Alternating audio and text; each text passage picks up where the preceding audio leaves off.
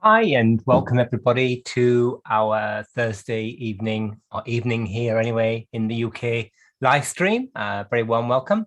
Always a bit of a mystery whether this technology is going to work, but it seems to be incredibly reliable. I wonder whether we're on the right channel.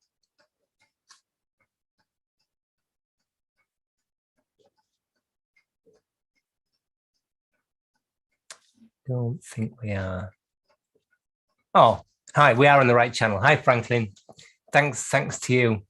For some reason, it says one of my other, I don't know. Yeah, every week the technology seems to be conspiring to give me a bit of a fright. But anyway, hi, Andrew. You're obviously in the right place. I wonder why that is, and it's got one of the different logos. But anyway, I need a young person to help me understand the technology. Oh, Derek's there, so it must be right. We're okay. So over the past few weeks, if not months now, we've been working on this American clock, Ingraham, I don't know how it's pronounced, made in 1900, so exactly at the turn of the 19th to the 20th century. It's got steel plates, and let me just move that out of the way. It's got iron. Nice to see you all. Just get my various windows in the way. It's got steel plates, and interestingly, I realized when we actually washed the clock last week that some of the train bearings, and I believe probably all of the train bearings, were iron or steel pivots running in steel holes, which is interesting. Quite a lot of pivot wear, but our experiment or our testing last week with depthing determined that really there weren't any major advantages to doing any repivoting or pivot polishing, which I don't do anyway, or bushing. But we did do one bush here, kind of an extended bush with a particularly worn pivot. This one, have a little zoom in there, and you can see that the pivot, I can't remember what the dimensions were. It had worn down from about 1.5 to 1.95. Hi, Paul and Neil, thank you for joining us. Millimeters diameter. So I think a lot of people, I mean, I don't know what other people do, but a lot of people might have chopped that off and repivot it, but I don't think it's necessary. There was a good point, I think it was Franklin raised a good point, that was I worried about this being safe in terms of it shearing off. Interesting, isn't it, that just get that chunk out of the way, that just still got multiple windows to negotiate. There must be an easy way of doing this. I think it's to have two monitors, isn't it? I need two monitors. There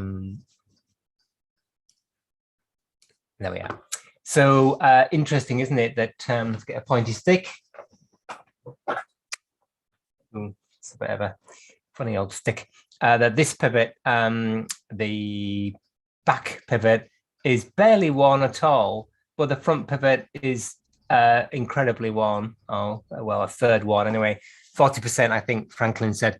So that's, I don't know why that is. I mean, maybe just once the lubrication fails, then it fails and the whole thing starts grinding away.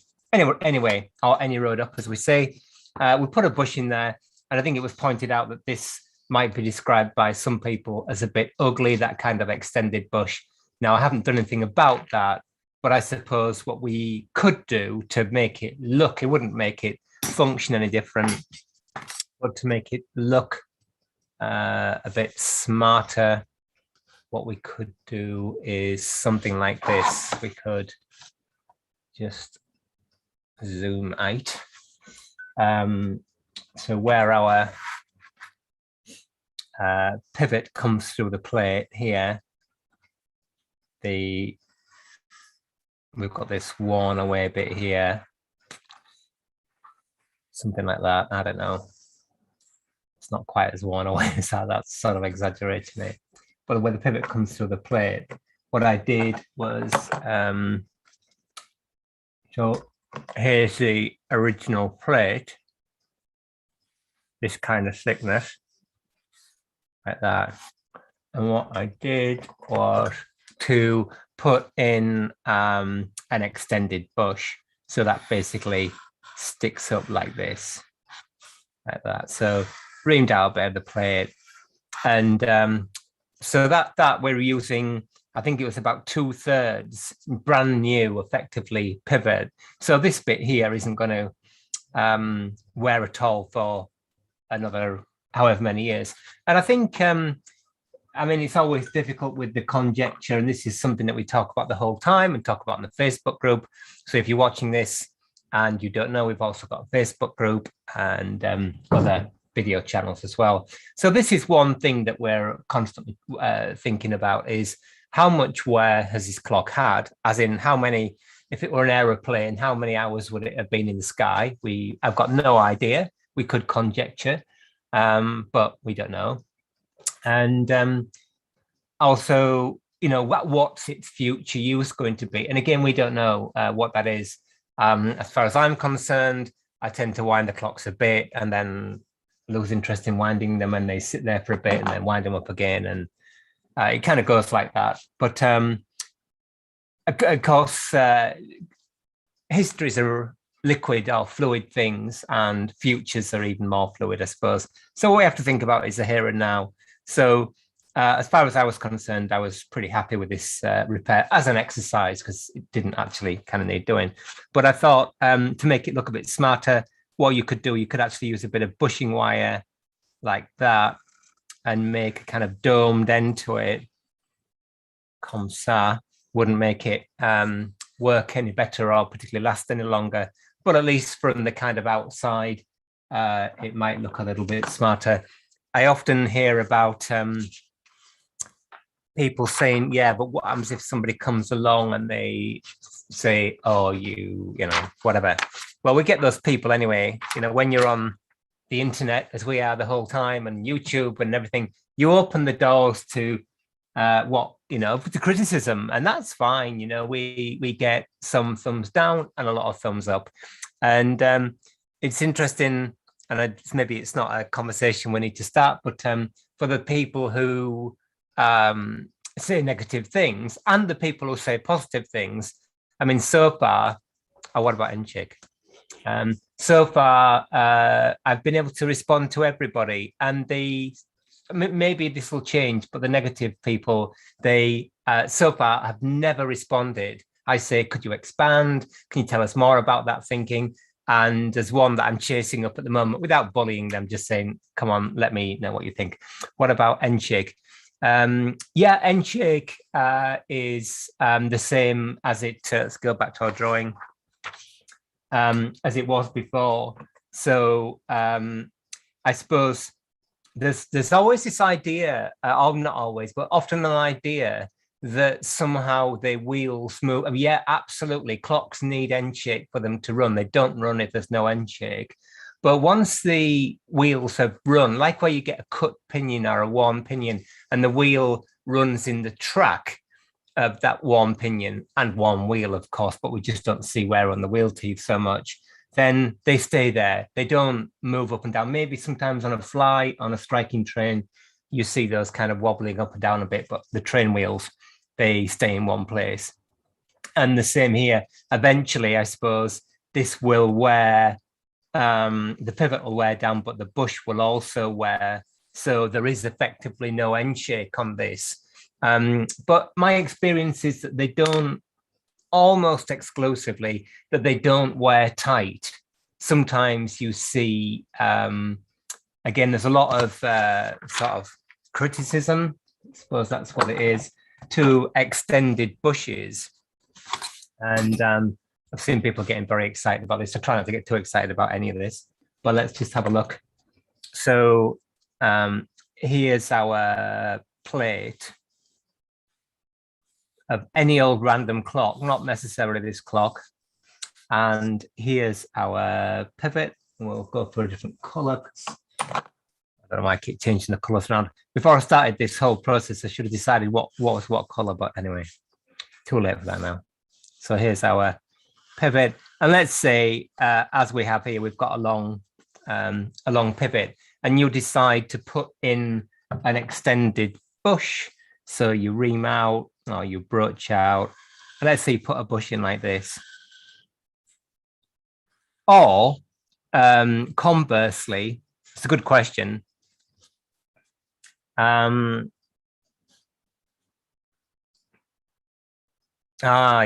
torsion clocks start winding them. You would never have time to wind. Oh, that's the way I think. That's true. Yeah, torsion clocks might be the future. Well, we've got our torsion clock, of course, to repair. Although it's the clocks running as opposed to winding them that I'm pretty ambivalent about. But anyway, yeah, a short pivot. People get incredibly excited about short pivots for whatever reason, that somehow the thing will wear in here. Let's say the force is in this direction, will wear in here, and that's going to be a problem. Well, the answer is it's not a problem. I mean, yeah, eventually it will kind of wear inside the bush. But again, personally, I tend to find there's a lot of sort of disaster scenario stuff that is bandied about. And it kind of doesn't happen. Yeah, clocks do stop and you need to keep on top of them. And as I've seen this week with repairs, there's something about the repairing stage where you have to be super diligent. Otherwise, you will get caught out and you'll get a return. But actually, things that are already ticking. So when a clock comes onto your bench, of course, there's a temptation to say, whoever did this years ago, didn't do it right. I can do it right. This is terrible. It's going to fall apart. But my experience is that typically isn't the case. There are things that I get very animated about, but they're to do with polishing up the plates and things, which are a different kind of sort of damage, which can't be undone. So yeah, we talked about bushing and depthing and all that stuff last week, and we did both trains apart from the escapement. So tonight it's time to hi Mark, welcome. Don't worry about being late. I was a bit late today as well. Blame it on my technology, but actually just kind of was mucking about. I've got a clock to deliver tomorrow, so I've been messing about with that, a million distractions. So let's just have a look at this escapement. Now this clock has gotten a deadbeat escapement, so-called deadbeat escapement. So you're asking the question, why, Matthew, and I don't really know the answer to this, why, Matthew, has this got a deadbeat escapement? Because it's not what you might call a precision clock per se. I don't think so anyway. Well, it's not. And the deadbeat escapement has gotten a bit of a sort of rarefied reputation of being somehow better than an anchor recoil escapement. And it's more difficult to make, that's for sure, or at least to make it so it actually works neatly. That is, yeah, it's kind of dead easy to make an anchor recoil escapement, but a deadbeat escapement is more difficult. Right, I could do with some frame nuts here, so this could be exciting. Oh, yay, found one. Found two. Gosh, we're doing really well. So what's the score with the deadbeat escapement?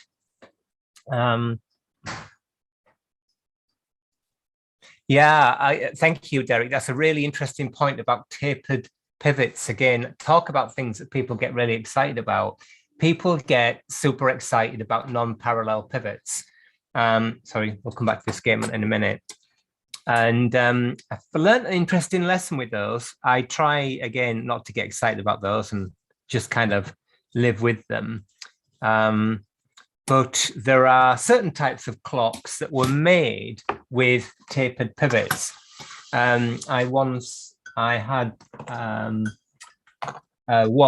hoop and spur wall clock by Whitehurst of Derby. It was a really high quality 19th century and 18th century maker.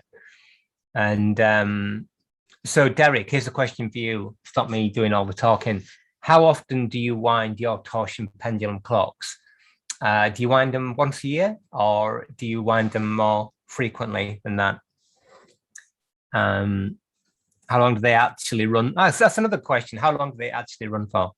So you might expect pivots to be parallel, but there's an obsession with polishing pivots and filing them, or what people call polishing, or refinishing them, filing them to be parallel.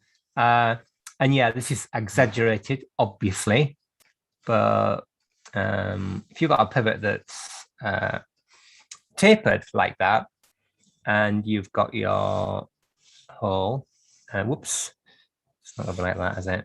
It's actually going to have like that. Then there's not really a problem here. You might have a tapered hole. You might have a broach tapered pivot and a tapered hole. And I suppose what's going to happen there is you're going to have some thrust in this direction. So there's going to be some action on the other plate and the shoulder of the other plate. Again, I wouldn't particularly worry about it. I certainly wouldn't start getting one of those pivot file things and making all the pivots parallel. And on this Whitehurst clock, what I realized was that all the pivots from the back plate, and I don't know why this is, and I imagine it's something that may not have been discussed, I don't know, were tapered like this. And so it's pushing all the wheels towards the front plate. Maybe it's to do with not getting rid of end shake, but keeping them all. And I don't know, but I imagine almost every single one of those clocks that comes onto a clock repairer's bench, the pivots get made parallel. So yeah, interesting point. So yeah, anyway, back to I would just leave them. I would just leave the pivots alone personally, unless unless nothing. I suppose if they're tapered in the direction, you might have a bit of a problem, but so let's go back to our escapement here. Why has this clock gotten a deadbeat escapement? Well, I don't know is the answer. And I'm sure there are people out there who do know, and there's probably a lot written about these clocks. Right, okay. Oh, Blackburn close off have barrel-shaped pivots. Oh, thank you, Franklin. Yeah, that's interesting. So they have barreled pivots, which makes sense. And of course, some of those Black Forest clocks have got square pivot holes, which sounds like a joke, but the holes are not round. It sounds like a really good idea to me. Obviously, the pivots are round, but the holes are square. If you think about Harrison's work with the early timekeepers, he doesn't have pivot holes as such. The horological world is full of many distractions, isn't it? I take it that that's a good thing. So let's look at just moving away from our Ingram clock a second, just thinking about the obsession about pivots. Somebody ought to write a paper on it, really. Stop all those pivots from getting destroyed. So here's our Harrison pivot on, let's say, on H1, 2, or 3, doesn't really matter, I don't think. And he knew, of course, as we all do, that the load on that pivot is only in one direction. Maybe the escape wheel gets pushed backwards and forwards, but let's say the load is in this direction. So you don't need any pivot round here. Doesn't do anything. The wheel is always pushed in that direction. So with his anti-friction rollers, and I'll probably not get this quite right, but basically what you have is something like this and something like that. And what that does is it stops the wheels were in kind of loose holes, so it stops the wheel from dropping out when there's no power on the clock. But basically, these are the anti-friction rollers, and the wheel just gets pushed into them. So you've actually only got 2 points of contact like that. You don't have a full sort of circular bearing. You don't need it because the majority of the bearing doesn't do anything, or at least half of it on a normal pivot. Anyway, so yeah, Black Forest clocks with barrel-shaped pivots. Again, I wonder whether people see those and they get that pivot file thing out and start filing away so it's parallel. Who knows? Yeah, and some of them got square pivot holes. The live chat's far more interesting than actually doing the actual project. We've got Team Open Clock Club tonight. Yay! So no doubt they will pop up in the chat. So back to our question then. Come on, I've given you 10 minutes to think about it. Why does this clock have a deadbeat escapement? Nobody seems to have actually tried to answer that in the chat yet, so I'm going to give you a few more minutes. There's a good reason, and it's not to do with it being precision per se. As I said, the deadbeat escapement developed by Tompion and Tao. I thought Open Clock Club was going to answer the question, why has this clock got a deadbeat escapement? Have you not been listening? What? Why is it funny? No, it's not funny. It's not funny. You've been to all the Open Clock Clubs. I've talked about it enough. Oh, okay. Yeah. That's nice. Thank you, Franklin. Yeah, there are many ways to swing a cat. Is it called sting a cat? Swing a cat, sting a cat. I don't know. Anyway, there's some expression. There are many ways. So we would try and avoid normalization, because the minute you get normalization, then you just get a narrower view. Well, nobody seems to be answering the question about the deadbeat escapement. The reason I think this has got a deadbeat escapement is to do with escapement error. Okay, so escapement error, I was going to say all escapements have it. I'm not quite sure that's true. I mean, escapements have been designed to be isochronous, so equal period, irrespective of arc. But what we're interested in here is from the outside. What we're interested in here is the amount of power or energy going into the system. Remember, this is a spring-driven clock. All those months ago when we had it, I see it's stamped with a 3 there. Does that mean March of 1900? It's not a weight-driven clock. Okay, with a weight-driven clock, within reason, I mean, unless you get right up there, sort of precision end of things, again, Harrison and so on, and you add a remontoire, you don't need, you're not bothered about escapement error, because escapement error is to do with the amount of energy going to the escapement. And our anchor recoil escapement, like we've got on the long case clock we've been working on this week, has got a very strong positive escapement error. So if you put more weight on that clock, then it'll run faster and vice versa. That's not the case. You don't go changing the weights as such. So you don't see escapement error in a weight-driven clock. It's just regulated out. However, you do see it in a spring-driven clock, particularly one like this that doesn't have a fusee, because the amount of torque or energy at the escape wheel varies as the clock runs down. Obviously, when you wind the clock fully, there's most torque there, and throughout the duration of the clock, a week, I think in this case, that gets less and less and less. And what we see on the Facebook group and other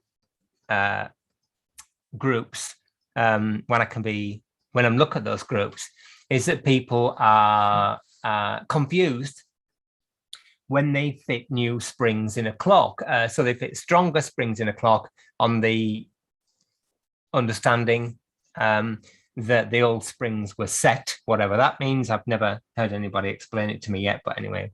And then they say, oh, the clock doesn't keep very good time now. It gains like crazy at the beginning of the week, and it loses at the end of the week. And few people, but anyway, say, well, that's because you've increased the effective escapement error by fitting the clock with a stronger spring that goes through its cycle in a week. So you want a really long, thin, relatively weak spring, like the French fitted on their clocks if you want to get away from escapement error. So where is this leading us, Reed? Well, it's leading us to the deadbeat escapement, because the deadbeat escapement doesn't have a negative, positive escapement error like the anchor recoil. It has a slightly negative escapement error. So with this clock, if you put more power into it, it actually should, in theory, lose. And so escapement error is to do with energy impulse in relation to the point of rest or position of the pendulum. I can explain it again, but maybe I've already talked about it on Open Clock Club. Anyway, believe me, it is. If you take a weight-driven long case clock, a weight-driven clock with an anchor recoil escapement, and you put on more weight, you'll notice the clock gains. And if you take weight off, you'll notice that it loses. And kind of it's the opposite way around for deadbeat escapement, but it's not as noticeable on a deadbeat escapement. So I think that is the answer, long, drawn out answer, basically. So the other advantage, if you can call it an advantage, of course, of the deadbeat escapement is that when the escape wheel tooth lands on the dead face, then the seconds hand, the clock's got a seconds hand, stays still. So for things like astronomical observation, where you want to have these kind of digital or discrete units of time, that's incredibly useful, which was probably the reason why Tompion and Townley, not George Graham, developed in the 1670s. But that doesn't matter here because we don't have a seconds hand. So I'm sticking with escapement error unless somebody comes up with a better idea. Maybe there's a patent thing as well. Maybe they were trying to get around some kind of patent. I don't know, but there we go. So our deadbeat escapement escape wheel rotates clockwise, as you see here. Now on Open Clock Club and also on the live stream, and the old pub clock still isn't finished, of course. We did a lot of talking about and actual refacing of pallets to get drop down, to reduce drop. So if this is our escape wheel, but let's get an anchor recoil escape wheel if I can find one. There's usually dozens hanging around. I would say I've tied it up and can't find them now. Maybe I can't find one. I've got some more boxes this week, so things are in a very, very marginal way starting to get a bit tidier. So let's just remind ourselves about drop. So what is drop? Drop is free angular movement of the escape wheel and therefore the whole train with doing nothing, getting you no value. So when you wind up your clock, you want as much of that energy to go into pushing the pendulum. And when you've got drop, free angular rotation of the escape wheel and train, that energy is being wasted on accelerating the train. And then when the escape wheel hits the pallet, then there's allowed to take, there's more heat, energy lost, more wear, and so on. So let's just have a look at our anchor recoil escapement here. So we've got teeth, I can remember how to do it. There's one tooth. Here's another tooth. Wheel is going in this direction. Looks like a pair of ears, doesn't it? Let's just do a little face here. There we go. So we've got two escape wheel teeth. I normally only think of one escape wheel teeth at once. It's all you need. But anyway, I've drawn two to keep it kind of simple. Here's our wheel. And we've got two pallets. We've got an entry pallet here, and we've got an exit pallet here. So we could draw the pallet frame in like this if we wanted. But there you go. Okay, so there's our anchor recoil escapement. So when this tooth, our on the entry pallet, exit pallet, this is called drop between our internal drop and then the drop. Let's just draw it here. So from there to there.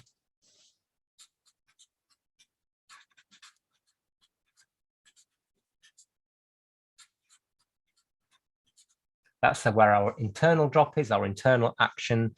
And when this tooth gets, so this tooth here gets to that point, drops off and lands on this pallet face there. This tooth gets to that point, drops off and goes all the way around effectively and lands back on here.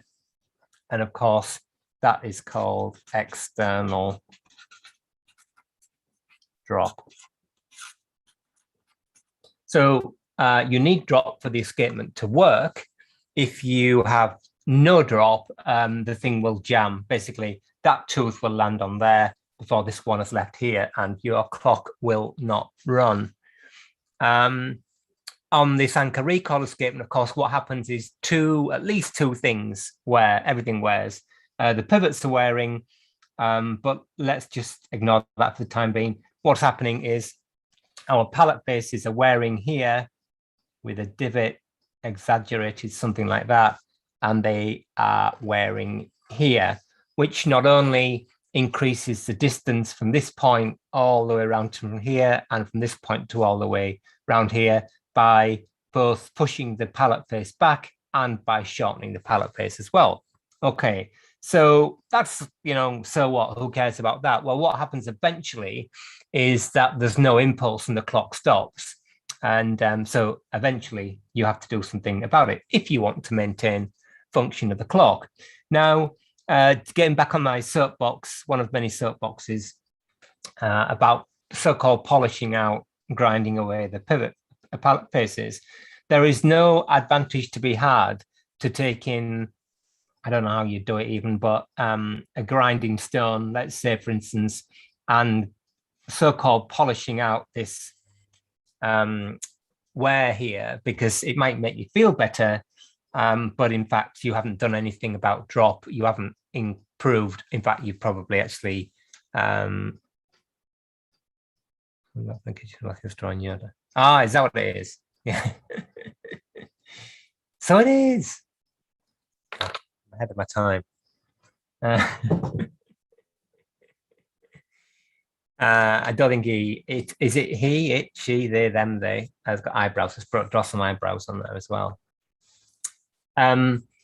So what you have to do eventually, we've done it on Open Clock Club and the live stream, is basically you don't have to do anything, but you add on new material here and or new material here, because you can't add on, well, you can, but it's more difficult to add on material to the escape wheel.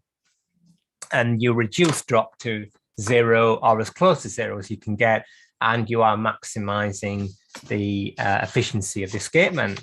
So let's have a look at, that's easy. We can do that. Don't bend the pallet frame. I usually say that as well, but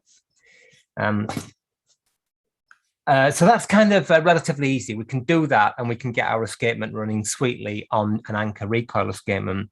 But let's just have a look at our so-called deadbeat escapement. So with a deadbeat escapement, the teeth are pointing in the other direction.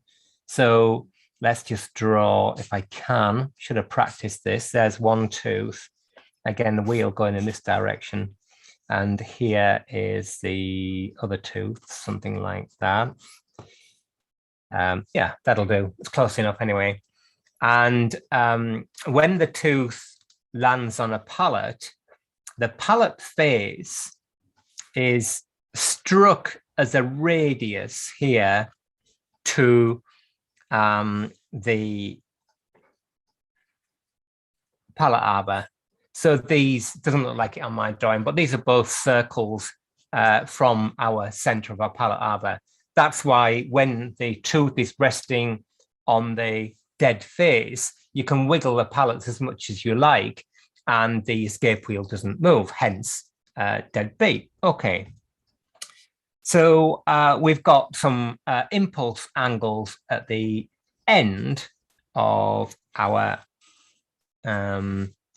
dead faces. And then we've got our pallet thickness like that. And they basically join up like that. There you go. Deadbeat escapement. Right. Okay. So on our anchor recoil escapement, what we do is we basically glue on or solder on or add material, weld, whatever, to make up for the wear here. Now, with a deadbeat escapement, that's much more difficult for the reasons that I'll try and explain.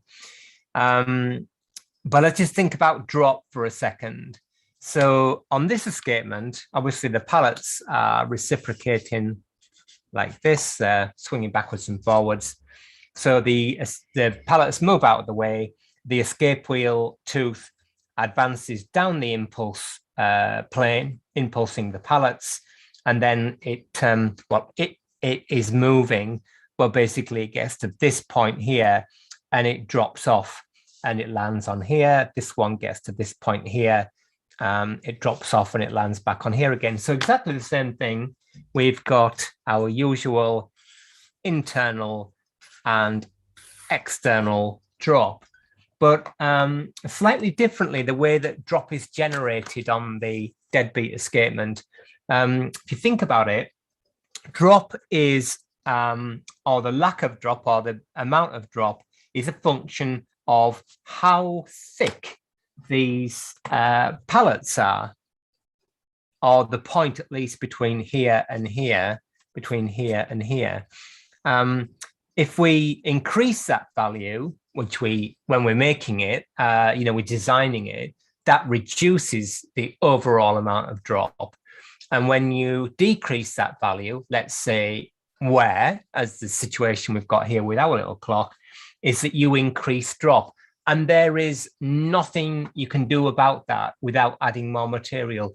Do not begin to start bending the pallet frame. It's not going to help you. It kind of would help you with an anchor recoil escapement, but it's not going to help you here, because what you might do is think, right, okay, I've got too much drop there. I'm going to bend this towards this. Well, two things. Oh gosh. Looks a bit like Donald Trump holding it in.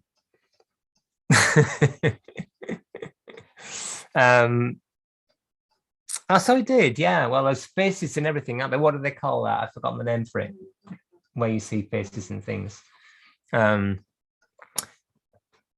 was I? Oh, yeah. So you might think, I'll bend the pallet frame. If you thought, well, if you listen to me, then think that bending the pallet frame is bad on the anchor recoil escapement, do not bend the pallet frame on a deadbeat escapement, because not only will you not do anything about drop by bending the frame, drop is a function of this value added on to this value here.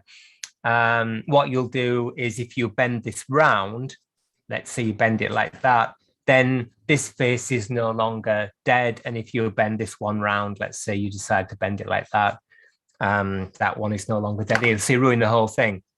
So all you can do with any given deadbeat escapement in any given state is change the center distance. I think we might need a new drawing. That one's got a little bit scruffy, hasn't it? This is relevant. I think it's very, very tenuously relevant to our clock. It's meant to be a clock repairing channel. So, oh, there you go. Bleed through is actually useful.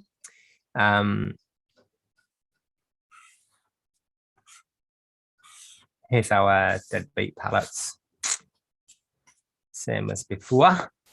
So we know that this value plus this value relates to how much drop we've got. So without adding material on or taking material off, you can't change the overall amount of drop.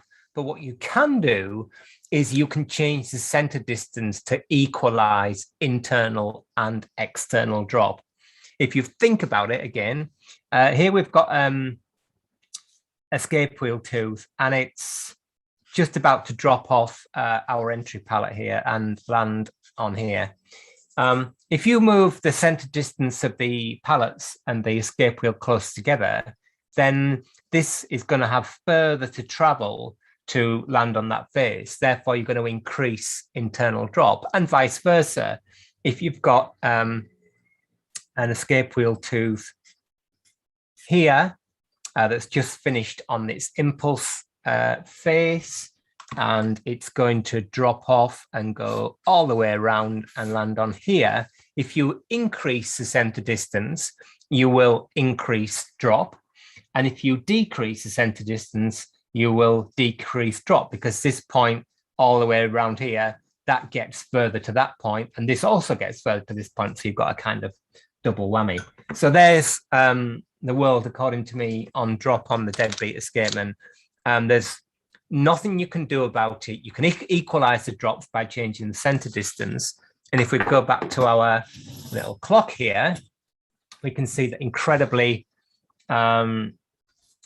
usefully, the maker has designed it with adjustable center distance. Now, there's not a lot we can do about this one. It's got 2 rivets in here, so we can't move that. We could bend this up and down a little bit.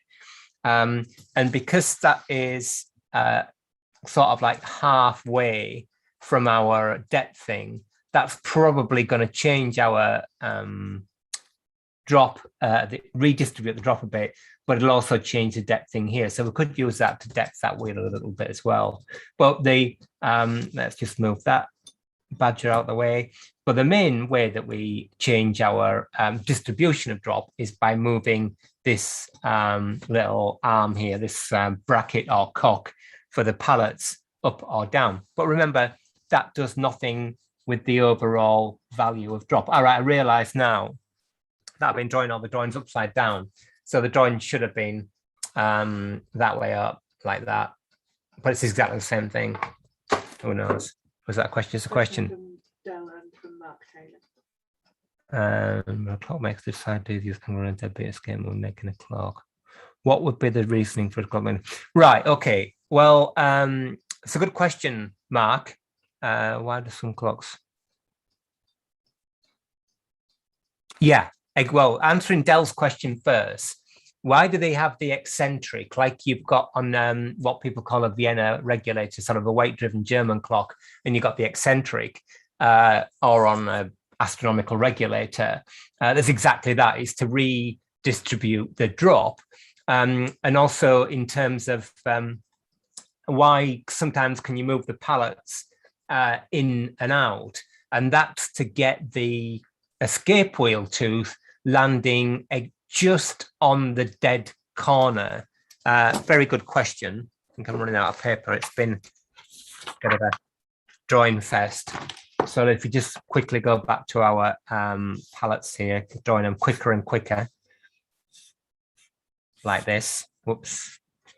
So when you want, once your pallet escape wheel tooth has dropped off this pallet here, you want it to land on the dead face, but there's no advantage to it landing right up here. You want it to just land on there, sort of like half a degree or something onto it. It's called safe locking. So if you've got a mechanism by which you can close up without bending the pallet frame by rotating, sliding these in and out. And of course, Derek knows all about these because they've got these escapements on his Torsion pendulum clocks. And from what I remember, the pallets on those, you can slide them in and out.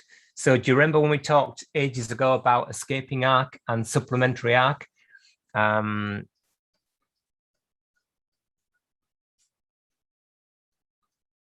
Then let's just talk about that as well, because that's important. So we'll deal with Derek's question first, and then we'll come on to Mark's question, because they're both good questions. I love questions because they're a distraction from doing any actual work.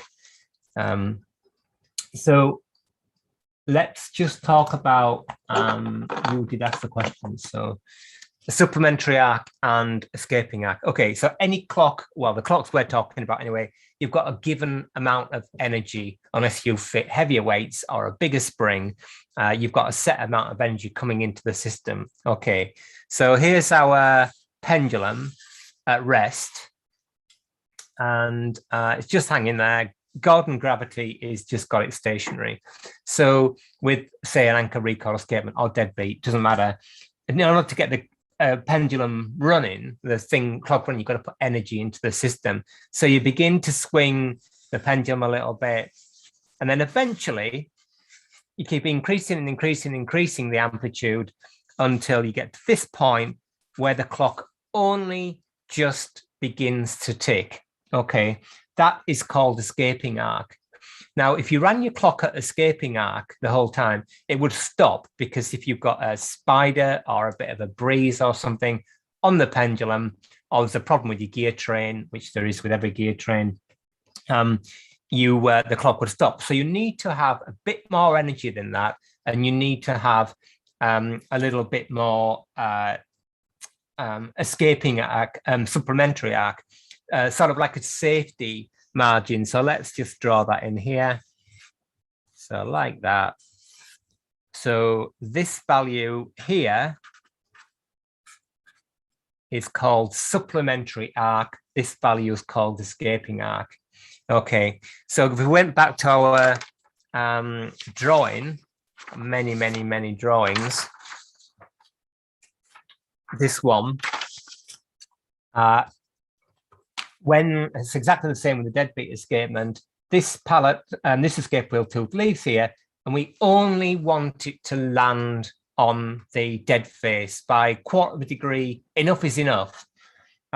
We don't want it to land on the impulse face, because then we'll have something that looks like recoil, which defeats the object of the escapement. So if you continue to move these pallets in and in and in, if they're adjustable, you'll get to the point where this is landing further and further and further on there, which is great. Well, it's not great, it's just a thing. But you've not got any more energy. You know, the weight of the spring, you're fixed.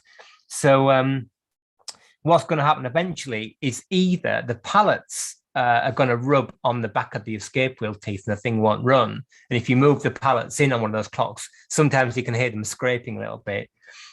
Or your escaping arc is getting bigger and bigger and bigger and bigger until it reaches your supplementary arc, and then the clock can't run anyway because of the same thing. But it's a good thing to do an experiment with. So there's two adjustments that you typically get on deadbeat escapement. One is to change the center distance, which we talked about. The other is to be able to rotate or slide the pallets in or out. The point of a deadbeat escapement, or a point of it, is typically to keep the pendulum amplitude quite low. And now this is maybe different with Derek's torsion pendulum clocks, because low amplitude is a bit like with a watch. If the clock's only just getting to escaping arc on a pendulum clock, that's fine, because it means you are reducing circular error, the thing that old Huygens had these cycloidal cheeks for. With the watch or your torsion pendulum clock, you don't want it to just be escaping, because that looks, well, I don't know I'm talking about, because our pareidolia. Thank you. Thank you. You don't want that, because the clock doesn't look healthy. So always useful to do a drawing. And then Mark's question, what were the reasoning for clockmakers to decide whether they use anchor or deadbeat escapement for making a clock? Okay, so a deadbeat escapement, all things being equal, is kind of usually a bit more difficult to make than an anchor recoil escapement, if you want to keep it actually dead. So it tends to be more expensive. Now, not in this case, because whatever machine made that escape wheel and whatever jig was used to bend the pallets, it's pretty much the same as it would be for an anchor recoil escapement. So there's all sorts of perceptions here. I know Jonathan at the when he was at the observatory, Jonathan Betts, did an experiment with one of his Cook regulators, where he got a student to make a pair of pallets. These were screwed on pallets, so you could take the deadbeat pallets out and put anchor recoil pallets in, and they perform just as well for a weight-driven clock, because escapement error isn't a problem. But although there might not be an actual advantage, there is a perception of precision with this seconds hand that makes these kind of discrete jumps. If you, without going too much off piste, if you think of a clock in two parts, there's the clock bit, the weights and all that stuff in the gear train. Put my pens back before they dry out. And then there's the pendulum, the oscillator. It's absolutely by far, it's the quality of the oscillator that matters in terms of timekeeping. So if you've got a really good quality pendulum, temperature compensated, massive pendulum, and you drive it somehow, that is likely to be a good timekeeper. If you've got a ropey little pendulum, a little bit of wire with a weight on the end, and you drive it with the best clock on the planet, it's not going to be a good timekeeper, all things being equal. So there's a perception of quality and precision with a deadbeat escapement, I think. It might be easier to have small escaping arcs. You can certainly have small escaping arcs with an anchor recoil escapement. Whether it would be as successful or not, I don't know. Can't really think about that. So yeah, there's that's a good question. And people would, you will hear, if you stick around in horology long enough, you will hear people saying the deadbeat escapement is a better escapement, and it is not. Basically, it's just people trying to be posh. Basically, it's different. It's different. So if you're designing a clock and you want, you're making your first clock, you make it with an anchor recoil escapement. Then if you want the extra challenge, because there is more precision making on geometry, then you make an anchor recoil, a deadbeat escapement. In fact, if you ever get to that position, it's good fun to make 2 escape wheels and 2 sets of pallets and change them over and see how the performance changes or not.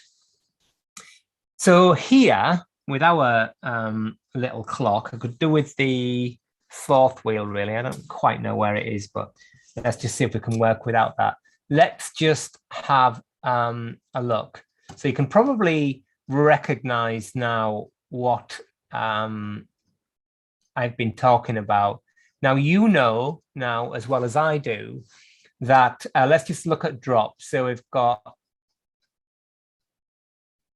drop there, internal drop. So we've now got a tooth on our exit pallet. Maybe I'll turn this the other way up, but that's not really fair, but it's just like the drawings. So we've got a tooth on our exit pallet now, bit of a shadow there. And you can see when I wiggle it about, the pallets are not massively dead. Maybe somebody's already bent them. And of course, there's some wear on the pallet face. Let me just check I've got this right. I need to find an eyeglass before I go.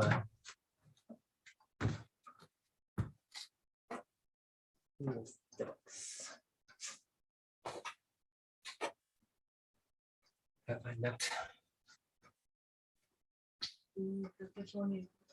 The carry back.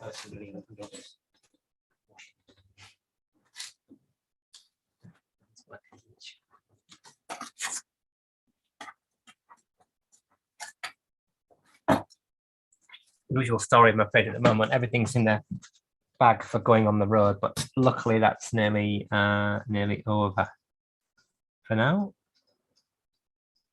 Yeah, I mean, I presume this is being gotten at because it is absolutely all over the place, but it doesn't really matter. It's not really deadbeat escapement anymore. So yeah, when we look at this, we've got a tooth, wheel tooth on our exit pallet here. It's not dead. When I wiggle the pallets, you can see the escape wheel moving a bit, and then we've kind of got an impulse plane, but somebody has filed off the back of this exit pallet here. So rather than, don't know why they've done that. Who knows? I'll just get more paper.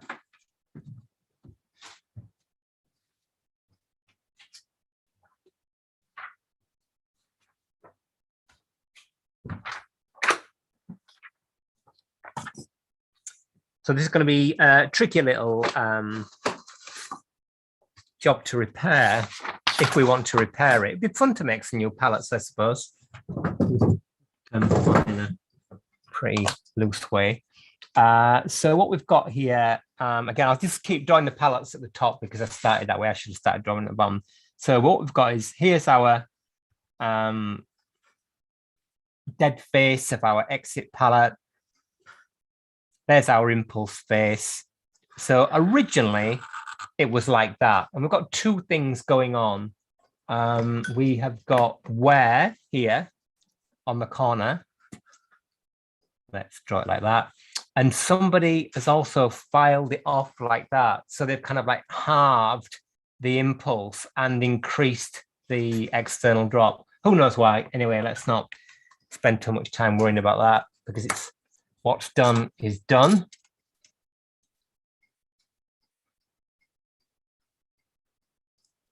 Yeah, that's totally crazy. The entry palette is still kind of fine. I see why they've done it. Okay. They've gotten into a situation by bending the pallet frame where they've thought, I don't know whether they thought they don't understand it or not. Who knows what they thought. But they've got into a situation where the escapement was jammed and then presumably filed some off here to generate clearance. And in doing so, they have gotten rid of half the impulse on the exit pallet, and they've also increased drop as well significantly. So let's just have a look at that like regular issue with repairing the deadbeat escapement faces, and can't quite remember whether that's what I was looking at. The entry palette there is not too bad actually. It's so the palette here, if we look at it, see there, it's not perfectly dead, but it's not bad. And then we've got our impulse face.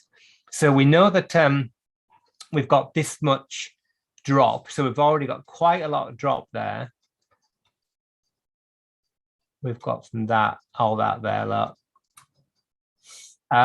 So we could decrease that by, in fact, I wonder whether this has actually already been bent back. It's kind of bowed back in that direction. Almost nothing to lose here, to be honest. So we know that if we increase our center distance, this face effectively becomes slightly closer to this face here. So we could try that here by moving the pallet arbor, but I've got a feeling that the wheel's just going to spin round. I mean, this is really cool because it's a so-called real life situation.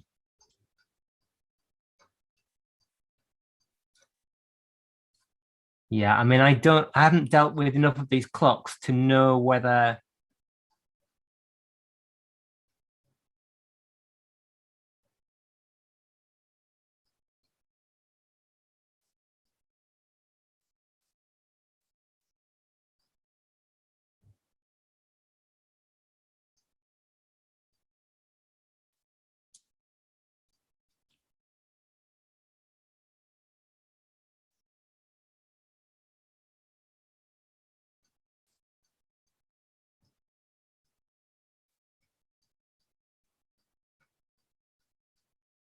yeah, something's been bent here. I'm pretty sure, and definitely filed away, because what's happening is that not only is this being filed at the back, but because this is short now, what's happening is on external drop all the way around here, it's actually landing on the impulse face.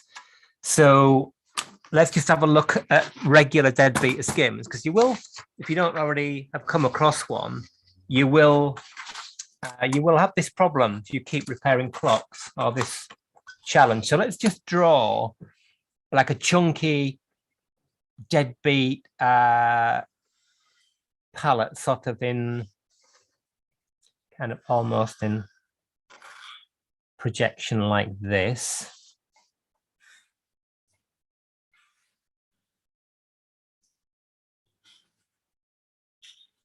So what I'm going to draw is a bit of wear here. I'll go for the blue.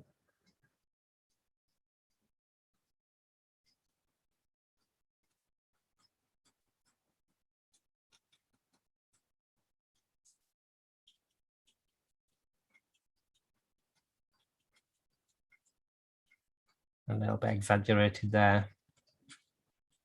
So this is where, okay, now we've got an extreme example here because we've got pretty small impulse faces, thin palettes, but also somebody's effectively reduced our impulse by half which is great, which is why this might be useful to one person. The teeth and escape are often much shorter in conversation than others. Yeah, that's a good point, Franklin, again, about the teeth. They're short on this compared to a European clock. Presumably it's to do with robustness, I guess, that if you've got short teeth, then they're a lot less likely to get bent over and broken off and things like that. And also manufacturing as well. If you're trying to cut those slender, deadbeat escape wheel teeth, your cutter has got to be absolutely dead sharp. So if you're producing hundreds of thousands of clocks, the shorter you can keep those teeth, then the better that is. So and there's no reason for the teeth to be any longer than the sort of supplementary arc dictates. Just looks nice and elegant and all that kind of stuff. So I think that's the reason. It's manufacturing, and it makes, if you've got a short stubby tooth, it is more robust than a long kind of slinky thing, I think, anyway. So we've got an impossible situation here, because what you could do normally, well, not an impossible situation. Again, if you work on enough clocks, you will eventually find clocks that have got jeweled pallets, a bit like a watch. So rather than an all steel thing here, you have got a bit of stone, a bit of agate or corundum, ruby, sapphire, something like that. Sometimes these are curved a little bit like that as well, which are really nice. So you could do that with your worn escapement. You could cut a slot in the pallets and you could let in a piece of material. And I wonder whether we should do that with this escapement. That would be good fun. I don't know how easy it's going to be. Well, nothing's that easy, is it? So we could do that, not with a ruby, or you could do it that way. But you could, so there's our dual pallets. You could sew the pallets and put in a bit of dead hard gauge plate, and at least we'll keep the original pallets, and it'll mean we don't have to take them off the frame. Then obviously once you've done that, which you have to kind of take your heart in your mouth a bit to do it, you can do it as many times as you want, because if we put in a piece of steel here like this, oversized because the thing's been chopped away, we'd put a bit of steel in, a bit like refacing pallets, in fact. File until it only just doesn't work. Take the steel out again, harden it dead hard, don't do any tempering, and then soft solder it back in or glue it in, and then use a diamond file to take that down to final shape. I think what I'd want to do here is to do a drawing first on CAD to try and figure out what the thing would have looked like. But that might be an option for us here, or we can make a new pair of pallets. So without going on and doing yet another drawing, if you've got worn Deadbeat Escapement pallets, there is no point in it in getting your what do they call it, buff stick or whatever it is, and kind of polishing, so-called polishing all this out, because A, it's not going to be dead, and B, you know you're going to increase drop. So don't do that. I've seen it dozens of times. So let's just have a little look at this again. We might actually avoid that little conundrum for the time being. So I don't quite know what to do. I think a drawing would be great, but that's going to take a little bit of getting my head around. But what we can do in the meantime is to changing the subject slightly. So we've got lots of internal drop, lots of external drop. We've kind of got the worst of both worlds here. Bending the palette frame more is not going to help. Yeah, I think that is going to be a solution. Oh, that's one option anyway. We can obviously make a new pair of palettes, but actually what we can do here, because I think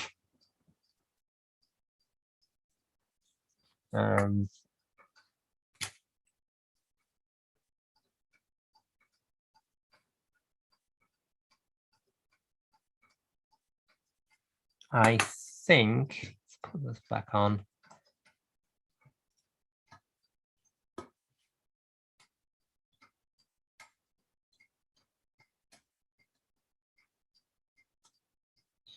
Is that maybe I have those in the wrong way?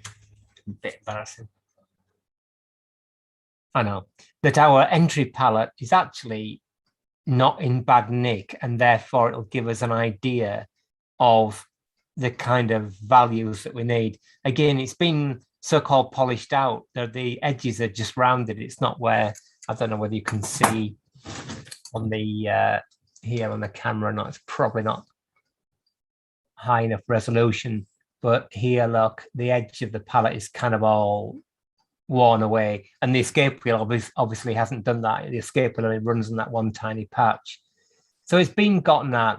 So I would just wonder whether I don't know whether these are hard or not, these palettes. This is a file.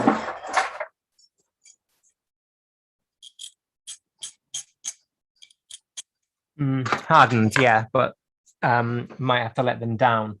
But we could certainly, if you've got a lathe with a circular saw, you can clamp this in your saw table and saw two slots. I'd have to do it with a piercing saw, let them down a little bit. But we could certainly do that, and that will return the ends. Or we can get, and maybe it'd be good fun to do both. We can get our gauge plate, also known as ground flat stock. Okay, which is tool steel, high carbon complex tool steel. Just get it out of the bag.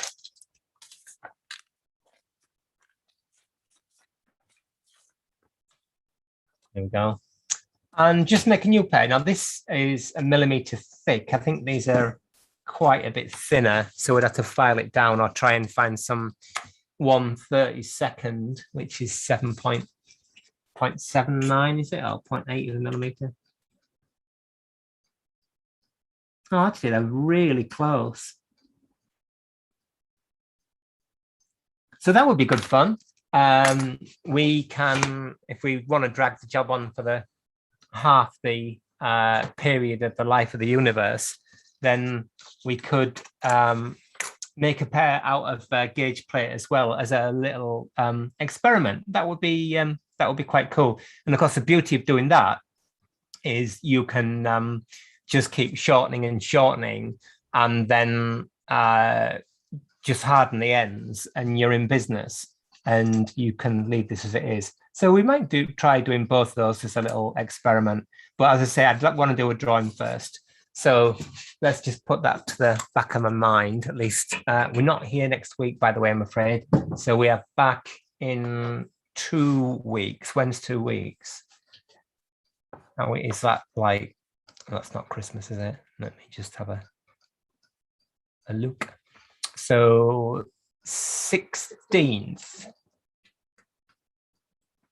And then we've got our Christmas special Clock Club on the 18th, haven't we? So it'll be a real bumper live stream type clock week that week. So yeah, not here next week. I'll remember this time. I will put it out on Facebook. But so while we're thinking about our, get some tweezers.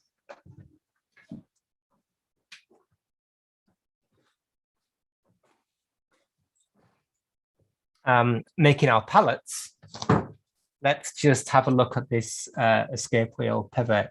And you can see, so the whole thing about wobbling the pivot in the hole, you know, I'm not a massive, well, you do what you want, but doesn't mean that much because of that Harrison thing we're talking about, where it's the wheel is pushed to one side. Here, it's slightly different because of the reciprocating action of the pallets. Make sure they're the correct way around, like that. The wheel is, and the wheel and the pallets is going to get, I mean, an extreme, there you can see the pivot moving in the hole. And what that means, I mean, TBH, is it going to make a massive difference? It'll make some difference, of course, as will wear in here, but this actually isn't too bad. It's a bit wobbly. You've got two bearings there, I suppose. But this, yeah, it's going to lose a little bit of impulse. So in the next 15 minutes that we've got left, let's just have a bit of fun and think about doing a bush in there, putting a bush in there to take up some of that wear. Now, we don't really care where that bush is, so we don't have to worry about depthing here, because the depthing, the wheel's being pushed backwards and forwards anyway, but the depthing we can deal with by moving this little cock that the pallets sit on. And the depthing of the fourth wheel, there is quite a bit of slop in that pivot as well, but I'm not bothered about that. So nice little experiment this, because our exercise, because of course you've got your bush here in this front escape wheel cock, which is riveted to the plate, so you can't get it off, or you could do, but don't want to go into that destructive sort of mode.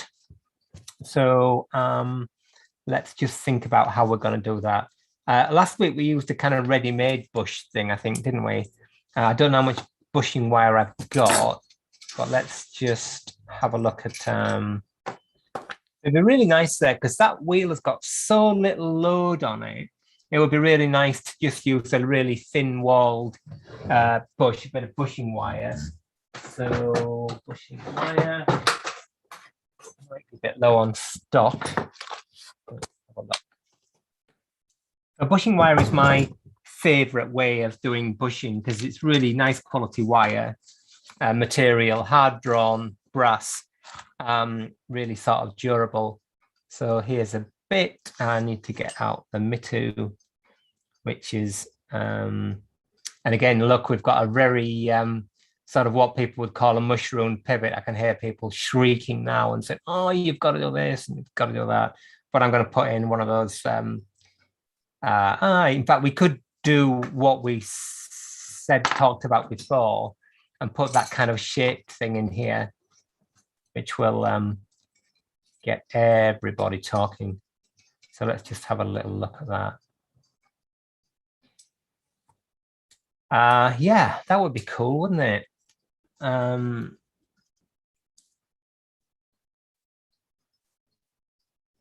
that's already interesting, because although the pivot is worn in that way, it's already been bushed. So in a previous life, I've already been here and put an extended bush in, both on the outside a little bit and on the inside. Can you just about see that? So in fact, not much of the pivot sticks through. So even though it's worn narrow, it's been rebushed already, and that's already either been rebushed quite slack or it's already worn. So great. Let's just get the old mitu. Join.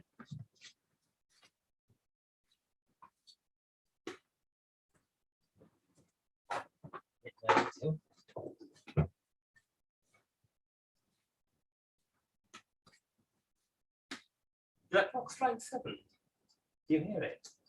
It's struck. I didn't count the number. Oh, right. Oh, good. I couldn't even hear it striking. That's right. Totally immune to it now. So let's have a little look and what size we've got.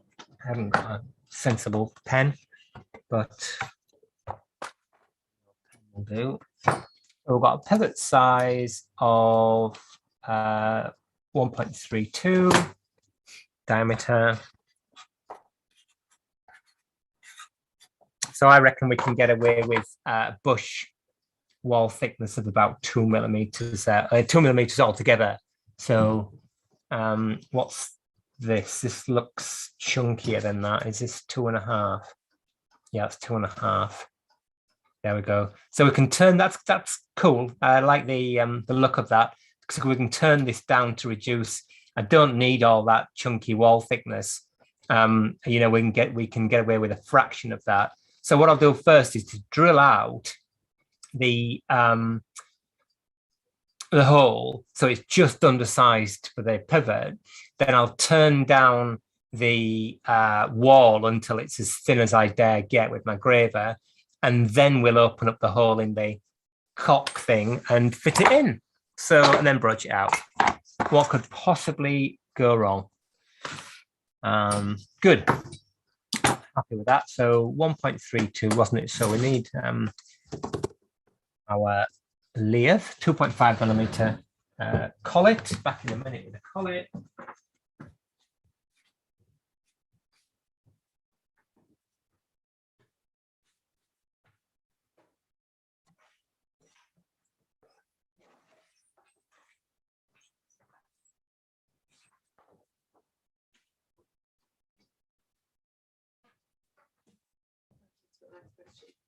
Good.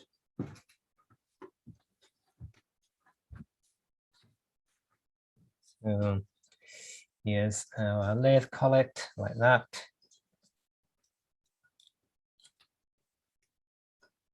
It's got burr on it. Should file off there, shouldn't it? Let's just turn that down.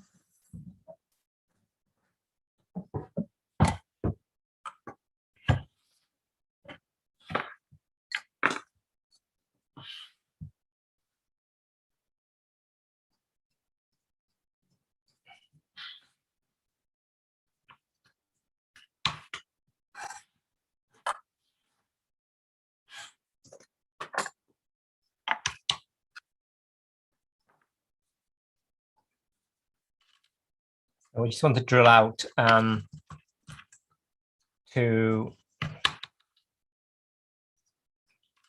1.2, something like that. So just undersized, about 0.2 undersized is normally about right. We obviously don't want to drill far into the wire. And one of the great beauties of bushing wire, of course, is that you can hold it easily, unlike the little bushes. So the temptation with those bushes, you know, like off the peg bushes, is to use really thick wall thicknesses, unnecessarily thick wall thicknesses, which means you've got to remove more material from the host plate and so on. So Franklin's question, oh, it was Thursday. Oh, Sam, where have you been? We've missed you. Were your ears burning? What's Franklin's question, Rachel? American movements, the teeth on the escape wheel are often much shorter in comparison to European movements. Yeah, I answered that. Oh, you've done that. Yeah. Yeah, it's Thursday, Sam. And for Sam's benefit, we are not here next week. So we're back on the 16th, was it? Can't remember now, I forgot. Anyway, back in 2 weeks' time. We've been talking about Deadbeat Escapement, Sam, but you have to watch on, well, if you want, on the old catch-up. So we're just, while we're thinking about, do we make a new pair of pallets or do we try and repair the old ones? We'll probably do both. I mean, we're in the market for a job creation scheme. 1.43. Very, very poor selection of drills, but whatever.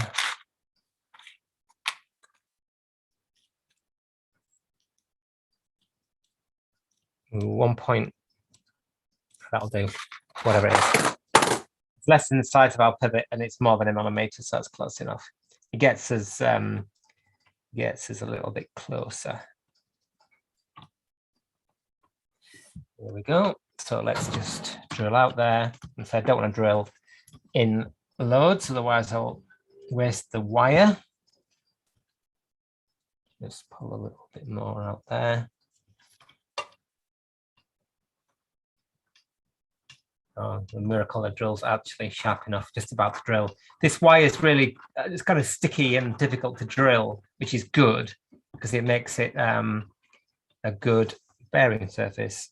It's just perfect. Okay, let's pre-drilled it, and now we can turn it down.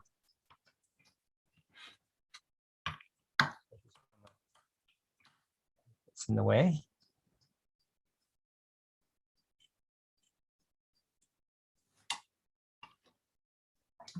Right there.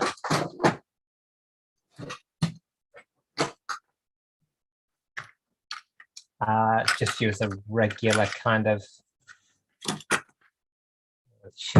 carbon steel grip for this. It's no big deal. Flatten off the end.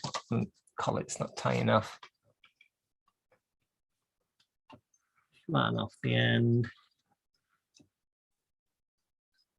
We might as well put a dinky little oil sink in there to start with, just a little one. And then we're going to start turning it down until we get to a point where we feel. So I'm turning to a brooch taper or something that kind of approximates to a brooch taper. Don't really mind.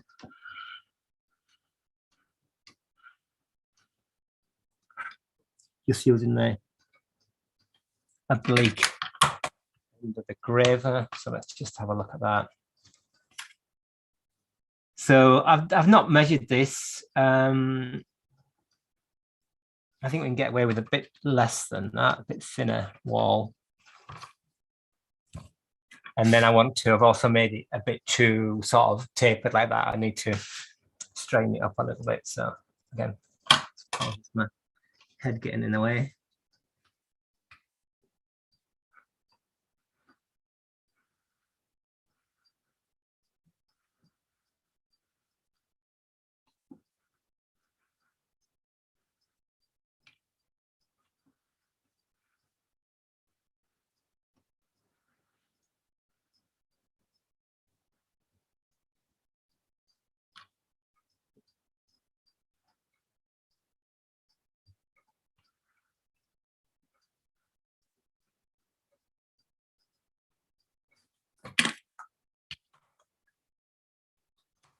So, and that's the beauty of you working with the brooches and things. Nobody cares about the diameter. So that's 2.1, 2.2. It is actually tapered, I think, just about tapered. So what was it? 1 point, again now. So it's 1.32. So if that was 2.32, that would be half a millimeter, wouldn't it? Wall thickness, and it's a bit less than that. So it's about 0.45 wall thickness, something like that. So a lot of people would consider that quite thin, but you could, if you wanted, actually go down a little bit thinner than that, but that would be maybe pushing the point too far. So what we can do now is we could use our Torsion bushing tool to open up just undersized. Might have to take my gloves off for this. Which kind of would speed things up a little bit, that's all. So we could open it up to, this is, I suppose my question is, am I going to be able to bush within a bush, which is one of my favorite things to do? Yes is the answer. You could take that old bush out and put a new one in there. But I'd really like to do a bush within a bush because, yeah, again, point of principle, really, it's been bloody minded. So we can either just broach or we can, so that's 2.2. The Torsion thing is 1.97, isn't it? I suppose the beauty of using the Torsion thing, to start with at least, is it would kind of get us upright. So let's quickly do that. Eric's been cheeky and said, are you trying not to rebuild this top? try not to rebuild.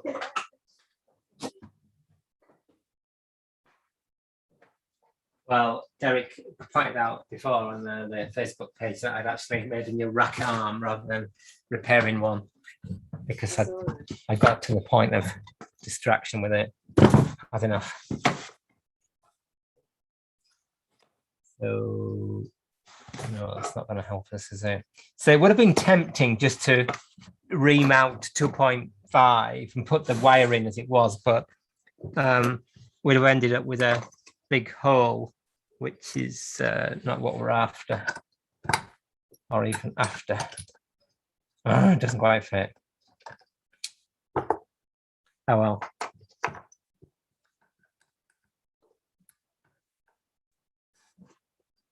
So let's see. Yeah, kind of. Just gonna remount. So in that world famous publication of ours, a pre-publication Depthing and Bushing by John Butt and Matthew Reed, we call this the hybrid system, where we do a bit of one system and a bit of the other, and mix and match bushing wire and bushes and reamers and brooches and stuff like that. Okay, you can see that's kind of speeded it up, but we've still got a bush in there. Let's see if we can actually stay in that, look for some brooches.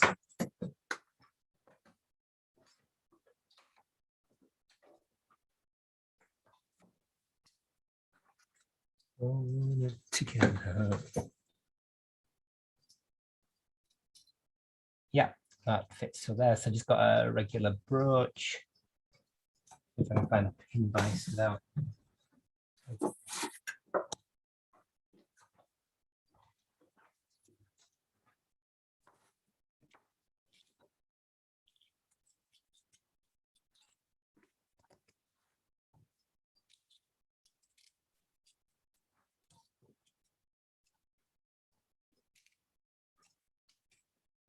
Vices are much better with brooches. I'm saying much better with handles on rather than doing it the way I do it by putting it in pin vise, because every time it just wastes time. So when we're broaching out, remember what we're interested in is uprighting.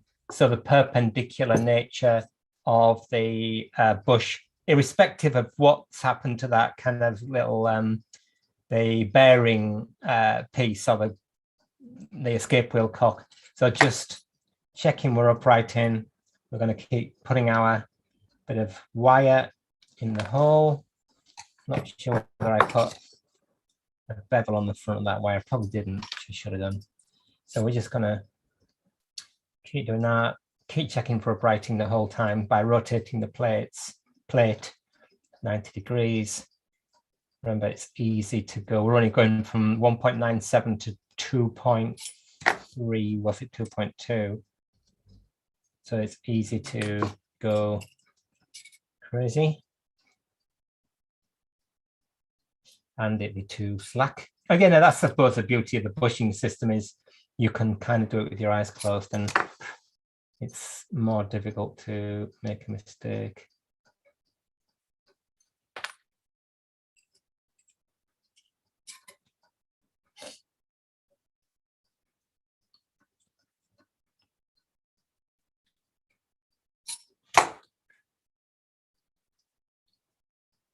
Oh, so I've got to the magic point look where it's just starting to jam in the hole, which is what we want. So now we take it easy because we don't want to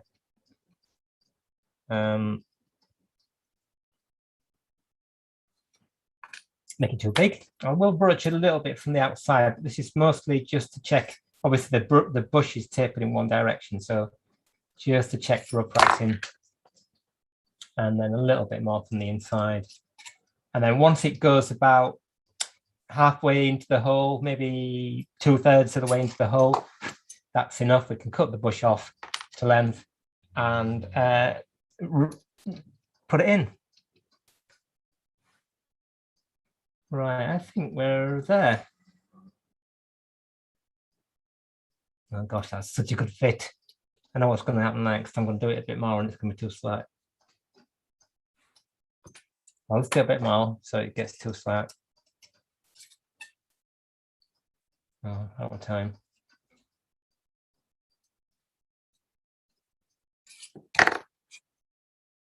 So I shouldn't blow on things to get the swap off because it makes it so rusty. Right, so again, I don't know whether you can see from the camera, but that bush is about 2/3 of the way into the hole there. So that's just going to give us enough that when we cut it off in the lathe and we tap it in, Bob's your uncle, as they say, up north. Really nice, already nice and tight. So no whacking, no riveting needed, just a little tap it in. So let's just measure the depth of that, which is awkward, of course, because that won't fit in there. Needs a different device. I suppose if we go on pivot length, just see if we can measure it with this.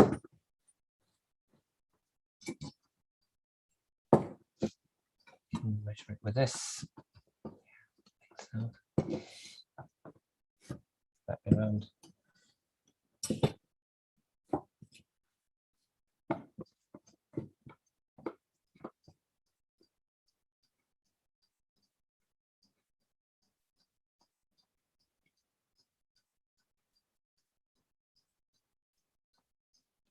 So it's 1, 2, about 2.2 millimeters, 2.15, something like that. That's the existing bush.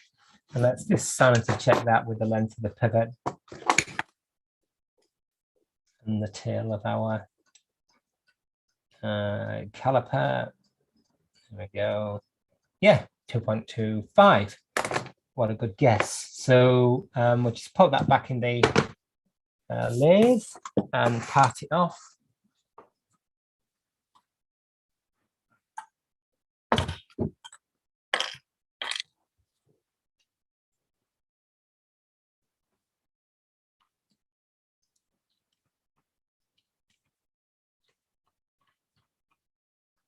So I'll just get a ruler.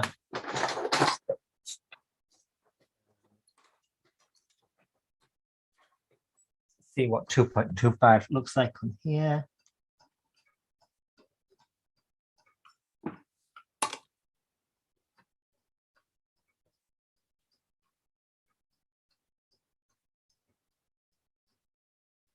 So there's a couple of things you can do here. You can either use your piercing saw, cut it off, turn it round, turn the end flat, or you can do what Derek said the other week, and that is to get a scalpel blade.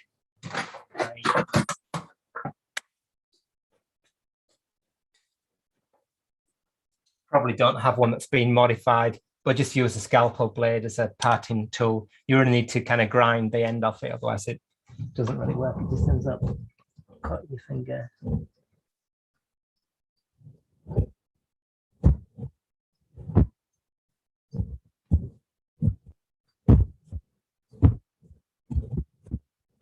It's not working. It needs to be ground. And that has made it too short as well.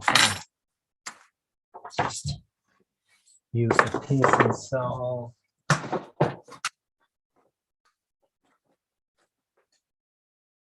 Just get a bit of thin wire and put it in the bore of the bush so it doesn't go on the deck. And you cut through it.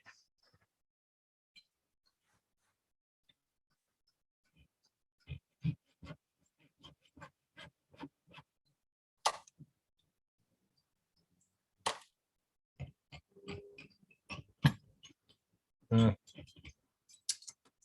a big ear of that.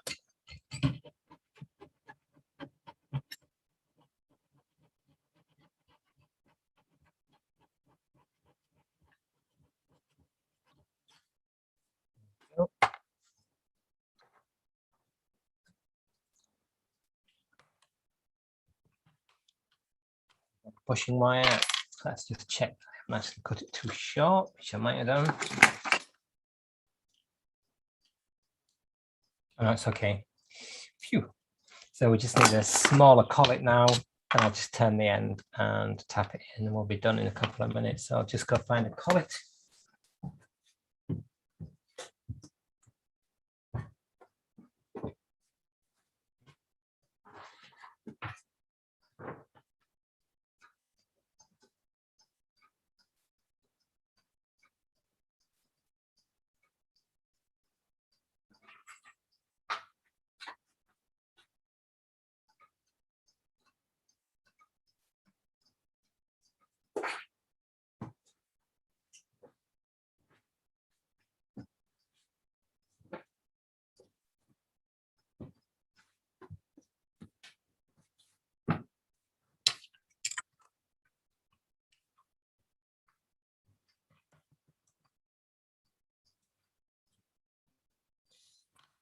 Let's just engrave that, tidy up the end.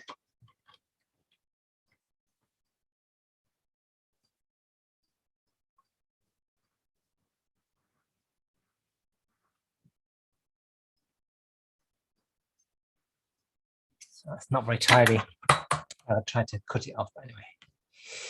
There's our bush. To make handling the bush easier, you can put it on a taper pin. Just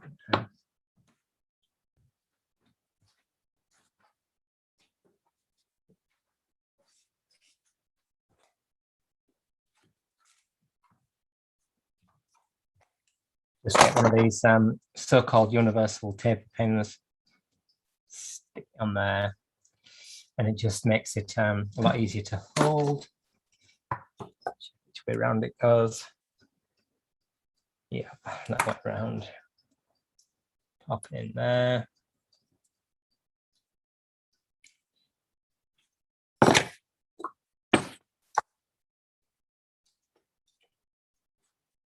A little bit awkward there with it being on the inside of that cock, but it's not the end of the world. So it's now in the hole. And what we need to do is just check it's not going to drop out. Embarrass me. Just need to get some kind of stake or something.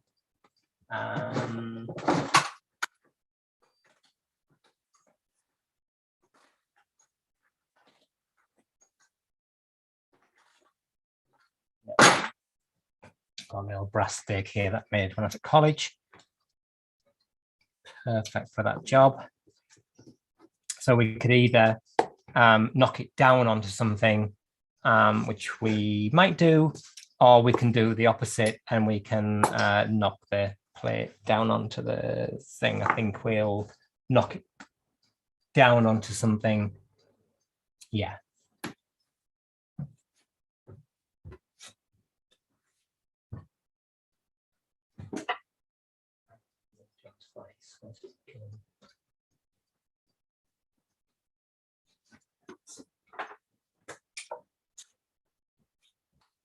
Will be done in a minute. Just find a bit of boxwood.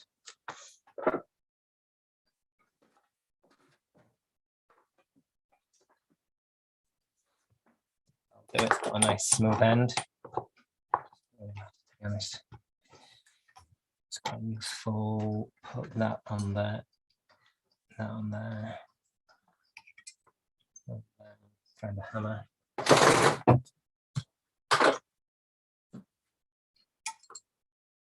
Again, you could use the Torsion bushing tool for this. It's got that kind of stake thing with it. That would work. Keep everything nice and square, but in this case,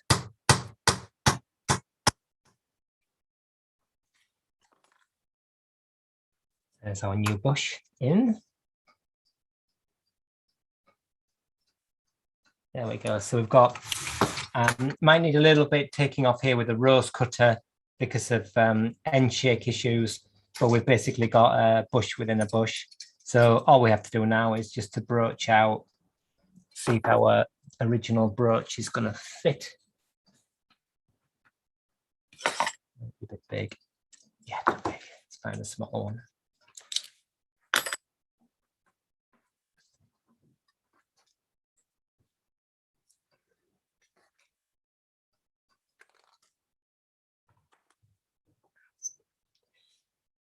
We'll put that laid on the floor.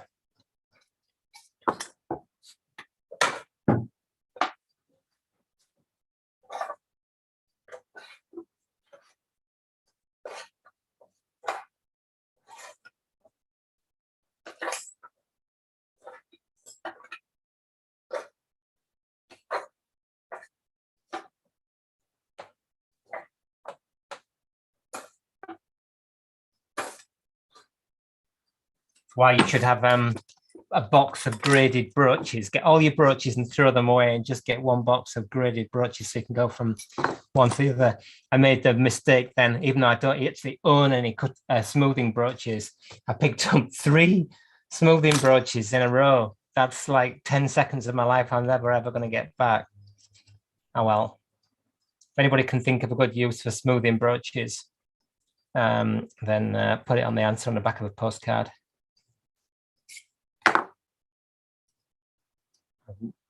So there we are. That's where we want to be with our broaching out. We would just want it to be tight in the hole like that. And then we can move on to the inside and broach. So broach in both directions, which gives us that very, very, very slightly double tapered hole, which is perfect for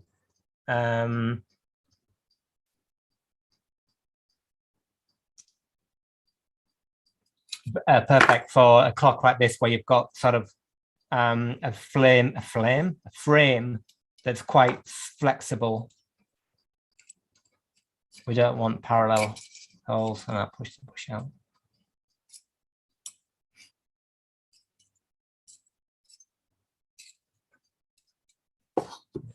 Be a bit more.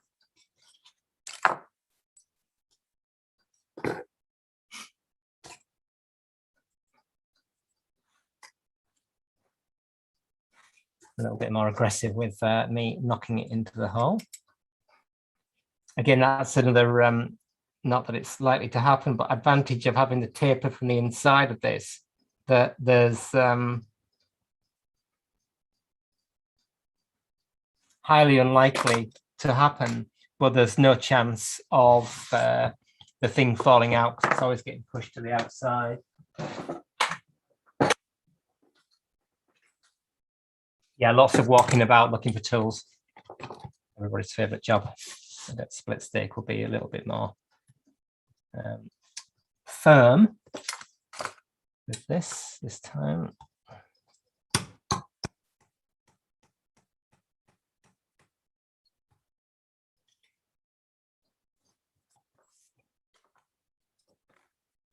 Just change that stake for this mushroom stake here. Gosh, time's going flying tonight. All that excitement talking about the Deadbeat Escapement. And we've got a little polished stake which I can use to very, very slightly sort of rivet that in place. Again, we're not particularly, well, we don't need to fall out, but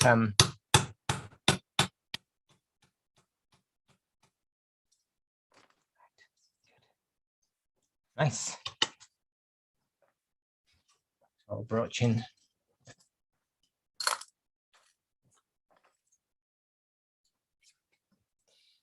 And back to our uprighting. So anyway, once we get this into the hole, we will deburr with steel wool on a bit of pegwood, and I think that's like the most important part of the whole bushing process, because if you don't, you've inevitably got a sharp corner there, and there is nothing sharp about the corner of, so again, we've got it back to that magical place where it just fits in the hole. And the point of that is, don't keep sort of broaching away like crazy, because you will make it too big, make the hole too big. So just need oil sink cutter in a minute, which I'm thinking, where is the oil sink cutter? You used to have me one of these wooden blocks, but again, it's been out on the road. Right, okay. So what I'm going to do is I'm going to check. We've got our sort of uprighting thing there, but I'm going to check for shake once it's actually in the hole. Put the other plate on. And I think we saw this last week.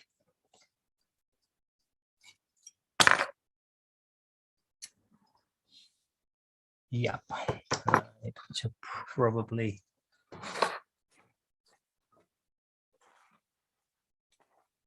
critical component that we've managed to lose on the other half of the clock. Let's just try that.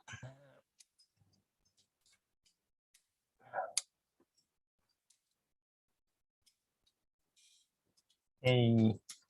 So first check for end shake like that. Obviously we've got a lot less side shake now. You can see wiggling the pivot, hardly moving the hole, really good. Check this way, it's smooth. Really importantly, go like that. It must not jam on that shoulder. Can't be too careful about that. It's got to be absolutely great and then shake. So good. Just find an oil sink cutter.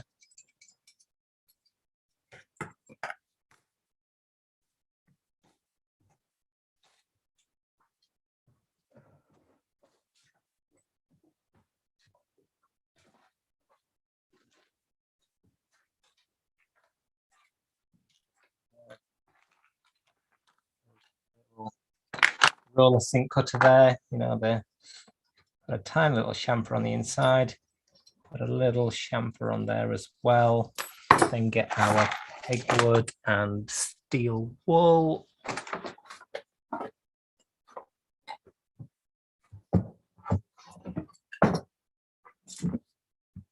Yeah, much looking around for things that I've lost now.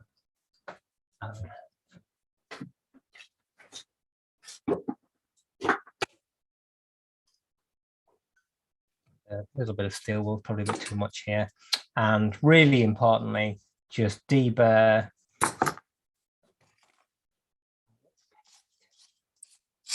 Go in the hole. Really importantly, deburr from both sides.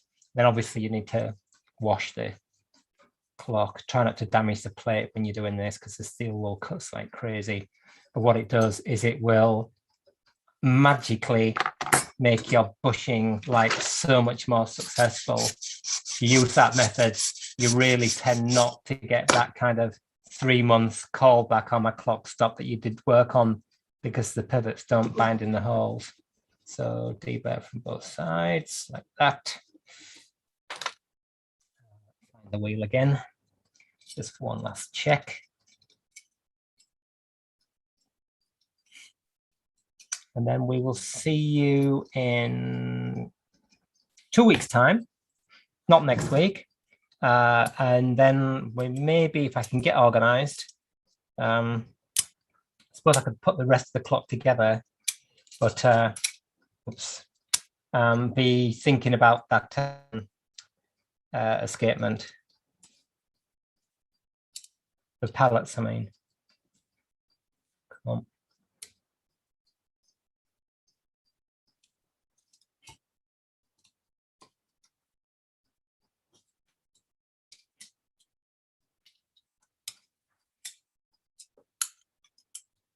There we go. So for some reason, there's our hole rebushed. I mean, I don't know how long that would take if you were doing it kind of a bit more organized than I am and not talking about it at the same time. 15 minutes, maybe 20 minutes, something like that.